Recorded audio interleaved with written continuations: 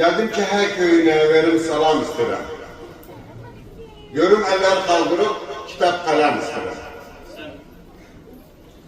Geldim buraya konakla neçedir ad istedim.